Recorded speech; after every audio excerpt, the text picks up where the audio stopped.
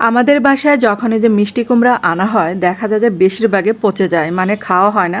তো এই রেসিপিটা যখন ট্রাই করলাম দেখা যায় যে সবাই কারাকারি, এত মজার হয়েছিল এই রেসিপিটা। আসসালামু আলাইকুম সবাইকে।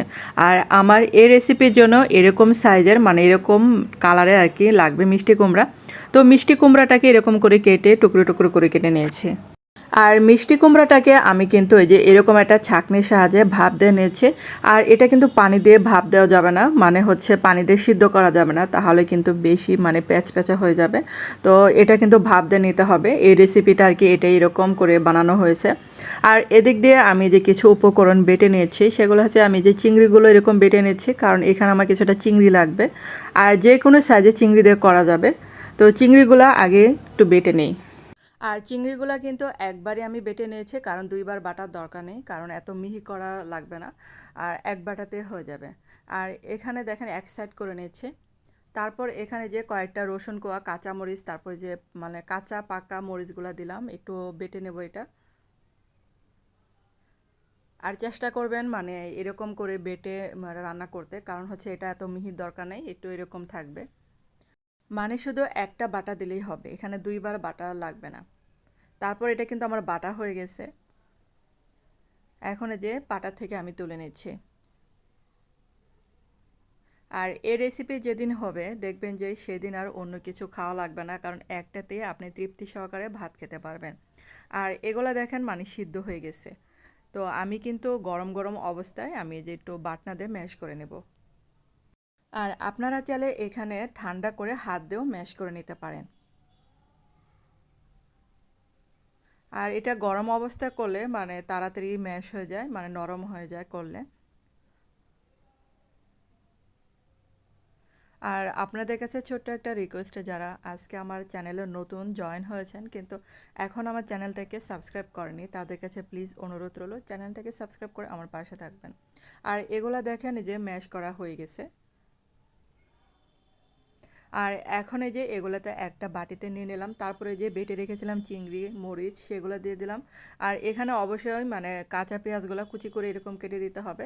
আর এখানে হলুদের গুঁড়া, ধনে গুঁড়া, মরিচের গুঁড়া, ভাজা জিরাগুলা দিয়ে দিলাম এখানে। তারপরে এখানে যে চালের গুঁড়া দিলাম, এখানে হাফ কাপের মতো চালের গুঁড়া হবে। এখানে দুইবার দিলাম আর কি, এখানে একটা স্কিপ করে ফেলেছে। তারপরে যে স্বাদ মতো লবণ দিয়ে এখন এই যে ভালো করে মাখিয়ে নিচ্ছি। আর এই খাবারটা কোনো মেহমান আসলে বানিয়ে দিতে পারেন, খুশি হবে এবং খেয়ে অনেক মানে তৃপ্তি সহকারে খাবে।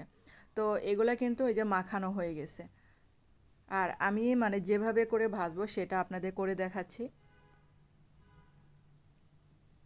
দুই হাত দিয়ে এরকম করে নেবেন সাইজ করে, আর আপনারা আপনাদের পছন্দ মতো শেপে করে নিতে পারেন। তো আমার কাছে এই শেপটাই মানে পছন্দ হয়েছে। আর এই যে চুলায় আগেই মানে তেল দিয়ে রেখেছিলাম। আর চুলার আঁচটা কিন্তু মিডিয়াম আঁচে রেখে ভেজে নিতে হবে।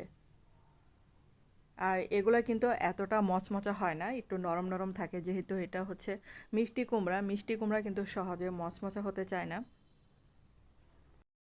আর এগুলা চাইলে আপনারা কিন্তু আরও কম তেলে ভেজে নিতে পারেন। আর এগুলা যখন এই যে এরকম ব্রাউন কালার চলে আসবে তখনই কিন্তু নামিয়ে ফেলতে হবে। তো সবগুলোই কিন্তু সেমভাবে আমি ভেজে নেব। আর হয়ে গেল আমার এই মিষ্টি কুমড়ার বালিশ বড়া। তো আপনাদের কাছে কেমন লাগলো অবশ্যই কিন্তু কমেন্ট করে জানাবেন। আর এটা যে এত মজার হয়েছিল, তো আমি বাসায় যাদেরকে খাওয়ালাম আজকে রান্না করে সবাই এক বাক্যে প্রশংসা করলো যে এত মজার একটা রেসিপি কেন আগে আমি বানাই নাই। তো অবশ্যই আপনিও বাসায় বানিয়ে মানে প্রশংসা অর্জন করতে পারেন, খুবই মজার হয়েছিল। তো আমি এখন এই যে গরম ভাতের সাথে বসে পড়লাম খাওয়ার জন্য। আর এটা দিয়ে দেখবেন যে এক থালা ভাত আপনার নিমিষে শেষ হয়ে যাবে, কারণ এটা কিন্তু সাইজে একটু বড় যেহেতু। আর একটু ঝাল ঝাল খেতে যে কি মজার লেগেছিল তো কি বলবো, আমার কিন্তু আবার বানাতে হবে এই মজার রেসিপিটা। আর আপনারা কিন্তু অবশ্যই বানিয়ে দেখতে পারেন, কারণ আমি এটা ভুল বলি নাই, কারণ অনেক মজার হয়েছিল সত্যি। আর এই যে আমি মানে খাওয়া শুরু করলাম। তো বাসার সদস্যদেরকে দিয়েই খেলাম, তারা অনেক প্রশংসা করেছিল। ধন্যবাদ সবাই।